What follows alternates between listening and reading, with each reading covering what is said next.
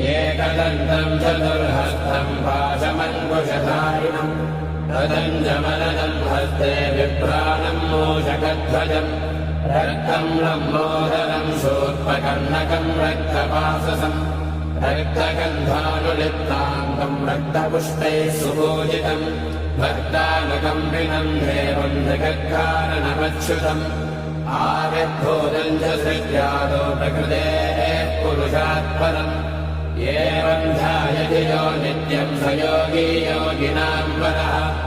नमो व्रातपतये नमो गणपतये नमः प्रमथपतये नमस्ते अस्तुलम्बोदराय एकदन्ताय विघ्नविनाशिने शिवसुताय श्रीवरदमूर्तये नमो नमः